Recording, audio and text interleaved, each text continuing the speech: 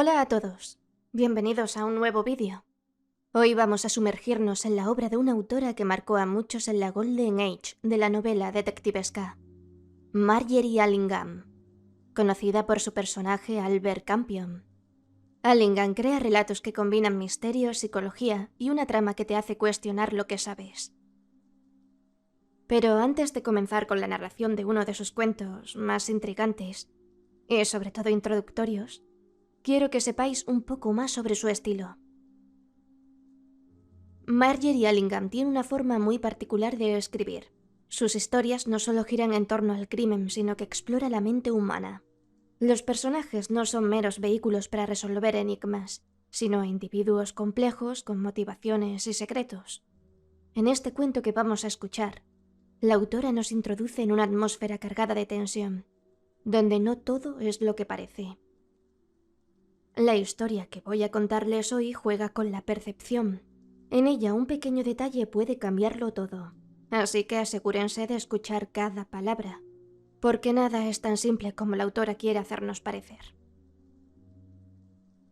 Y dicho esto, vamos a comenzar, pero antes os recuerdo de que mi libro Por cada centímetro de piel que me sobra está ya a la venta. Tenéis los enlaces de compra y mis redes sociales en la cajita de descripción. Y ahora, sin más preámbulo, comencemos. Una historia fantástica, de Margery Allingham. Londres estaba teniendo uno de esos días. Afuera, las calles brillaban opacas con una mezcla de barro medio congelado, y el aire estaba espeso, oscuro, y aparentemente contaminado con gas venenoso. Pero dentro de la cabineta barnizada que sobresalía sobre el enorme bar circular de Playlayers Arms, W.2, aún existía civilización y confort. En ese nido, que contaba con una escalera directa a la calle, los clientes privilegiados bebían en toda la tranquila privacidad de un club de St. James, pero sin sacrificar nada de la atmósfera y libertad de una auténtica taberna. La señora Chaps, la licenciada que era una genio en esos asuntos, lo llamaba mi pequeño cuarto. Charlie Luke, en ese momento el inspector jefe de detectives del distrito, estaba sentado en la mesa, sus músculos estropeando el corte de su chaqueta y su sombrero bajado sobre los ojos. Parecía un gángster, era duro, y con su rostro oscuro y vivo y sus órbitas oculares en forma de diamante, le daba un toque de teatro muy necesario al resto de nosotros. Éramos unos 6, supongo. Ninguno de gran distinción, pero todos amigos.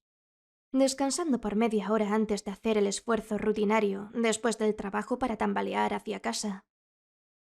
El señor Campion, con su mirada de búho detrás de las gafas por las que había marcado tendencia, estaba molestando a Luke de manera suave y afectuosa, como un hombre que se toma su tiempo para vaciar su pipa favorita. ¿Pones tu éxito como detective en tu altura, Charles?, decía. ¿De verdad? Me dejas sin palabras. No lo habría pensado. ¿Altura de frente? ¿O simplemente longitud de pierna? Alcance, amigo. Luke estaba en plena forma feroz, con los ojos brillando y los dientes reluciendo en su piel oscura. Y no hablaba de mi éxito, que podría necesitar un buen poco de eso. Simplemente decía que fue mi altura la que me metió en el CID. Estaba en la patrulla, ¿entiendes? Se ajustó una correa imaginario del casco bajo su barbilla y tensó su manzana de Adán contra el collar imaginario de su túnica. Estaba en su salsa. Se podía ver a un Luke 15 años más joven, con mejillas de satén rosa, trotando, brillando, ansioso, tan verde como las hojas de lechuga. Era su gran don. Mientras hablaba, imágenes enteras cobraban vida y personas de las que nunca habías oído hablar parecían entrar en la habitación.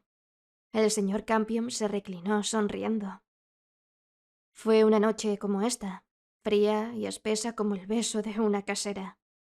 Y mi pequeña patrulla, que normalmente era tranquila por la noche, excepto por las ratas, se había animado por fin. Nuestro inspector jefe esperaba un robo. Sopló aire por las mejillas. Dibujó con una mano unos ceños fruncidos y un bigote de cascada con una mano distraída. Y siguió con su relato. Habiéndonos presentado una personalidad fastidiosa y preocupada sin respirar ni un poco más. Cat Blimey. Pensé que esperaba ser padre hasta las 7 de la tarde, cuando de repente salieron los coches.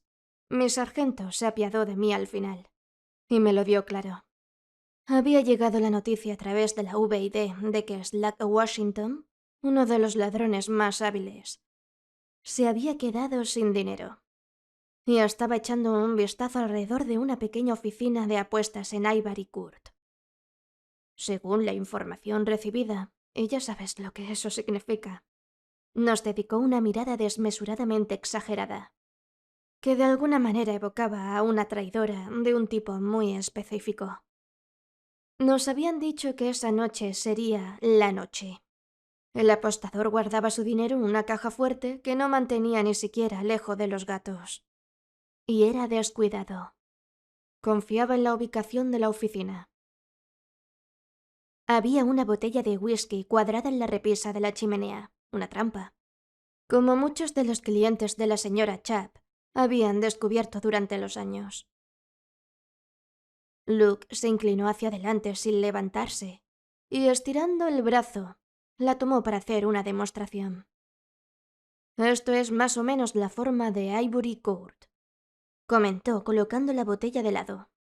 Hay una entrada estrecha de túnel desde el Commercial Road. 2 paredes perfectamente lisas, de 30 pies hechas de ladrillos ennegrecidos por el hollín, llenas de carteles. Y al final, aquí, en la parte inferior de la botella, hay un pequeño nido de oficinas. Una imprenta en la planta baja, el apostador arriba y un estudio de arte comercial encima. Nada que atraiga a nadie. Todo desierto de noche. Nos sonrió. Podrían haber acortado todo el ejercicio simplemente poniéndome en el pasillo. Dijo alegremente. Naturalmente, pero nuestro inspector no desperdiciaba nada. Slack era, en ese momento, 2 1/6 de mala reputación. Era alto, delgado y peligroso. Usaba un arma, era sucio y robaba. Midió 2 metros en el aire como lo hace una mujer con el brazo extendido, y se tapó la nariz un momento. Un mal criminal, dijo. Así que se decidió a atraparlo con la mercancía encima, solo para hacer un caso limpio, sin complicaciones, que ningún avispado abogado pudiera arruinar. También sería una lección para un grupo de nuevos jóvenes caballeros del CID. En esos días, la mitad de los que reclutaban hablaban de forma tan refinada que sus superiores no podían entender una palabra. Y el viejo superintendente Gio, de la Yard, debía estar presente para entregar las felicitaciones. Rió con alegría. «Hablen de una trampa de policía», dijo. El problema era evitar que pareciera una multitud de fútbol atrapada bajo la lluvia. Yo era el único que se le permitía mostrarme. Tenía que mantener mis horarios y comportarme normalmente. Y yo sabía lo suficientemente bien que eso no significaba quedarme en una puerta para fumar. Nos fuimos. Había policías en el área, policías en los tejados, policías disfrazados de amantes decepcionados, esperando a sus chicas. Policías disfrazados de borrachos cantando en la cuneta. Policías disfrazados de carteros, policías disfrazados de policías volviendo a casa. Cruzó los ojos y los dedos e hizo una cara de idiota. Fue todo un evento, dijo. Me sorprendió que Slack los empujara a todos. No había nadie más por ahí. Nunca había mucha gente a esa hora de la noche. Pero la lluvia y la niebla parecían haber despejado el distrito. A medianoche ya había perdido la esperanza. Pero a 1:15 para la 1 apareció. Se bajó de un autobús en la esquina, dejando al hombre que lo seguía continuar el plan. Y vino caminando por la acera con el abrigo de lluvia ondeando, y sus largas piernas proyectando sombras en la acera bajo la lámpara de la calle. Lo reconocí al instante de las fotos que me habían mostrado. Él me vio y dijo: «Buenas noches, oficial», mientras pasaba. Estaba tan tranquilo que fui yo el que dio el sobresalto culpable. Hice un ruido de policía y seguí caminando, ya sabes. Luke se frotó la mejilla, y milagrosamente lo vimos como debía haber sido entonces, con la piel como el satén rosa y el azul brillante aún en sus ojos. Slack cayó en la trampa, continuó. Entró directamente en el tribunal como un hombre con prisa, que era la única forma. La oscura boca del túnel entre las casas lo tragó, y después de eso no se habría escuchado ni el susurro de un gato. Se había acordado que la detención se haría cuando saliera de Ivory Court. La idea era que, como se sabía que era peligroso, el policía debía estar cubierto por todos los puntos. Se trataba de una demostración, como dije. Todo debía hacerse como en los libros, de forma limpia, rápida y con el mínimo peligro para todos los presentes. Como ya había hecho mi parte, regresé cuando llegué al límite y crucé la calle para ver el espectáculo. Allí estaba, montado como un escenario. Había un hombre a cada lado de la entrada esperando para adelantarse y detenerlo. Había un coche a 20 pasos arriba de la calle y otro a 30 abajo. Estacionados, pero con los motores encendidos.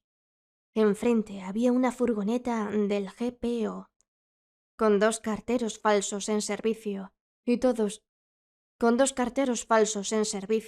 por todos lados, escondidos, esperaban en la oscuridad y el clima. Había una audiencia privilegiada. Esperamos. Seguimos esperando. La gente empezó a ponerse nerviosa. Ya había pasado tiempo suficiente para que Slack abriera 20 cajas fuertes y contara el dinero. Podía sentir cómo nuestro inspector temblaba, aunque estuviera a unos 40 metros de distancia. Sé cómo se sentía.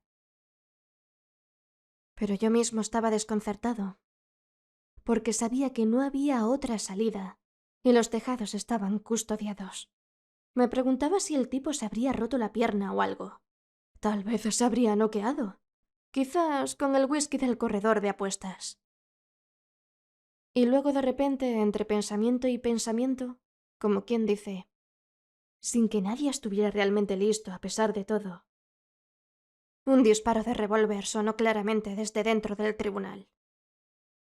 Hubo un aullido como el grito de un alma perdida, sea lo que sea eso, y alguien salió tambaleándose hacia la calle. Lo vi y lo reconocí, y tuve el susto de mi vida. Los hombres en el túnel lo atraparon, y se desplomó en sus brazos. Y murió allí, pobre tipo, en ese momento, con una bala atravesándole la tráquea. Fui uno de los primeros en llegar, aunque pronto se formó una multitud alrededor de los 3. El inspector jefe se abalanzó farfullando. Luke acarició su bigote imaginario de arriba a abajo hasta que lo vimos por nosotros mismos. Mantuvo la vigilancia sobre el arco intacta, aunque no era tonto el viejo. Se volvió hacia mí. «¿Quién demonios es este agente?», preguntó, tan suspicaz como si pensara que todo era culpa mía. «¿Lo conoces?». Yo respondí: «Sí, señor», de forma contundente. Y le conté que era un pequeño tipo llamado Charge. Algún pariente del ratón proverbial, creo. Un loco que pasaba todo su tiempo libre pegando carteles para alguna sociedad en la que estaba interesado. Siempre recuerdo esos carteles pequeños. Estaban impresos en verde esmeralda sobre el fondo amarillo, y los pegaba donde podía. En las vallas, de forma totalmente ilegal. Decían: «Tienes derecho a eso». Y luego, en una letra muy pequeña: «Sociedad de la Humanidad, reunión martes», en algún sitio de la sala, yo qué sé. Eso era todo. El tipo más inocente que te puedas imaginar. Fui a una de las reuniones una vez, pero resultó que lo único a lo que tenía derecho era escuchar las opiniones del orador. Y no me llegaron muy lejos. Charles estaba loco, eso era todo. Un pobre loco. Debió haber estado escondido en el tribunal durante horas, pensando que todo el alboroto era para él, supongo. Podíamos ver lo que había pasado. Sorprendió a Slacks y obtuvo todos los beneficios. Maldita sea, estaba enfadado. Incluso a esa distancia en el tiempo, los ojos en forma de diamante del inspector jefe se estrecharon al recordar el incidente. Estaba dispuesto a ir como un héroe y recibir la siguiente bala, dijo con un cambio de humor fulgurante. Afortunadamente no tenía enemigos entre mis superiores en ese momento y me contuve. Todos seguimos esperando allí hasta la mañana. Finalmente, después de suficientes conferencias como para empezar una paz, el viejo inspector Everett entró. Dios lo bendiga, era un valiente. Llevaba una camisa a prueba de balas. Así que su barriga estaba segura, pero la etiqueta de la época requería que confiara en el blindaje natural de su propio cráneo. Si Slacks hubiera disparado alto... Tenía 4 de sus propios chicos detrás de él, ya que no había gran competencia. Encontramos a Slacks sentado en una caja de embalaje fuera de la imprenta, fumando y admirando la vista. Estaba bastante amigable dadas las circunstancias. Luke hizo una pausa y miró a Campion. Deberías haber estado allí, dijo. Era como uno de tus palomos domesticados. El robo ya estaba hecho. El dinero se había ido. Los carteles pequeños de Charge y la literatura escapista estaban tirados en el patio. Pero Slacks no tenía ni un solo centavo encima ni tampoco una pistola. Los hombres de Everett registraron todo el lugar. Fue la primera vez que vi una búsqueda completa del CID. Y me abrió los ojos. Levantaron los desagües, aunque cualquiera podía ver que no se habían tocado en 20 años. Desarmaron las oficinas, golpearon las piedras y las paredes, y vaciaron el tarro de pegamento. Aunque no era lo que pensabas. Y mientras tanto Slacks se quedó tranquilo en una habitación agradable y cálida con vistas al río, jurando que no sabía de qué hablaban, que no había oído ningún disparo ni había tocado una pistola, como si fuera cualquier cosa. Nadie me dijo que me fuera de turno, así que me quedé por ahí. Cuando todos ya estaban exhaustos y el lugar parecía al interior bien cuidado de una cazuela, se llamó a los chicos del CID. El viejo estaba casi fuera de sí, con el sol brillando entre los edificios, haciendo brillar su calva. Los corredores de apuestas, los impresores y los artistas comerciales estaban todos asediando la entrada detrás de nosotros. Y él sabía que tarde o temprano tendría que dejarles entrar y perder la prueba para siempre. Como no había nadie más allí, me habló a mí. ¿Dónde lo metió, agente? Me dijo. ¿Dónde en nombre de Gog y Magog metió esa pistola? La pistola y el fajo de dinero tan grande como un ladrillo. Me aclaré la garganta. Me quedaba un poco ronco cuando hablaba con los jefes en esos días. Es un tipo alto, señor, le dije. Se volvió y me miró, y recuerdo que me quité la capa y estiré la mano. Mi alcance era 8 pulgadas más largo que el suyo. Charge es un hombre pequeño, señor. Le dije señalando uno de los carteles de «Tienes derecho a eso», que estaba 2 pies más alto que el resto, pegado justo en el centro de un viejo cartel de cine que cubría la mitad de la pared. Él abrió la boca y dijo una palabra que era nueva para mí. Era hindú, creo. Era un hombre mayor. Fue hacia allí y trató de alcanzarlo. No era lo suficientemente alto, pero esperé órdenes y vi la expresión en su cara cuando las dio. Luke suspiró, y en su rostro oscuro apareció un destello de triunfo recordado. Estaba allí, dijo, en un pequeño agujero formado por la erosión de un par de ladrillos. Los carteles siempre lo cubrían, pero dentro de 1 o 2 días, el papel siempre se pudría. Slacks, al darse cuenta de que estaba atrapado, vio el agujero, metió el botín y la pistola a escondidas, y luego vio el tarro de pegamento y los carteles. Recuerdo al jefe sosteniendo las cosas con su pañuelo. Estaba sonriendo de oreja a oreja. Oh, sí. La sonrisa de Luke fue maravillosa de ver. «¿Crees que me voy a llevar el mérito por esto, muchacho, verdad?», me dijo. Yo dije: «Sí, señor». «Tienes razón», dijo él riendo. «¿Has aprendido algo?». Yo dije: «Sí, señor. Siempre quita el papel de la pared, señor». Eso lo hizo reír. «Lo harás bien», dijo. «Sería mejor que te formaras conmigo». Y así fue como me uní al CID. «Brillante observación», comentó. «Y, si me permite decirlo, una maravillosa moderación». Luke se rió y apeló al resto de nosotros. «Siempre detecta el segundo grado», dijo. «Sí, claro que tienes razón, amigo. Lo vi de inmediato en cuanto pisé el patio. Ese agujero en la pared era donde guardaba mis bocadillos. Estaba lo suficientemente alto como para estar privado. Aún así tuve que esperar mi momento. Honores donde los honores serán debidamente apreciados». Fin. ¿Qué os ha parecido? Como podéis ver, y tal y como os dije, hay un pequeño giro al final que le da un toque cómico. Allingham no solo nos presenta un misterio a resolver, sino que juega con nuestras expectativas, haciendo que lo que parece una simple investigación termine teniendo una capa más profunda.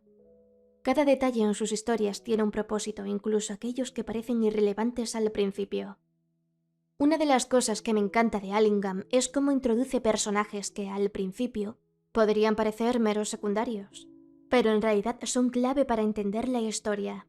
En este cuento, la aparición de Charge, por ejemplo, no es algo que deba pasarse por alto. Aunque en principio podría parecer solo un observador, un transeúnte, su presencia es lo que realmente desencadena la resolución del caso. Ahora hablemos de algo interesante. Marjorie Allingham no solo fue una autora prolífica en el género detectivesco, sino que su estilo se distingue por el modo en que sus personajes interactúan con su entorno. Allingham no solo crea crímenes, sino que los entrelaza con la sociedad, las emociones humanas y los dilemas personales. Esto lo veremos según vayamos narrando otros cuentos. De hecho, aunque muchos la comparan con Agatha Christie, su enfoque era mucho más psicológico y emocional. Curiosamente, Allingham también fue una de las primeras en introducir un tipo de detective más intelectual y menos convencional. Albert Campion, su detective más conocido, aunque en este relato que introduce un poco lo que es la continuación de sus historias, está un poco más en segundo plano, no es solo un sabueso, sino alguien que cuestiona constantemente lo que sabe sobre la naturaleza humana. En esta historia, como en muchos de sus otros trabajos, las preguntas sobre la moralidad, la justicia y la verdad son clave para entender la resolución del caso. La forma en que Allingham juega con la psicología de los personajes es realmente fascinante. En este relato, por ejemplo, la interacción entre el detective y el criminal no se basa únicamente en un interrogatorio como estamos acostumbrados. Hay una tensión silenciosa, un juego psicológico que se desarrolla con cada palabra y gesto, lo que lo hace aún más intrigante. Si os ha gustado este cuento, os recomiendo que le echéis un vistazo a otras obras de Marjorie Allingham, o que me escribáis en los comentarios si queréis que lea más de sus obras. Su habilidad para crear atmósferas inquietantes y personajes complejos sigue siendo una marca registrada de su estilo. Y si queréis más análisis de historias como esta, no dudéis en suscribiros y activar la campanita para estar al tanto de todo el contenido que estoy preparando. Eso ha sido todo por hoy. Espero que hayáis disfrutado de esta narración y del análisis de uno de los relatos de Marjorie Allingham. Si te ha intrigado el misterio y quieres saber más de su obra, repito, dejádmelo en los comentarios. Nos vemos en el próximo vídeo. Chao.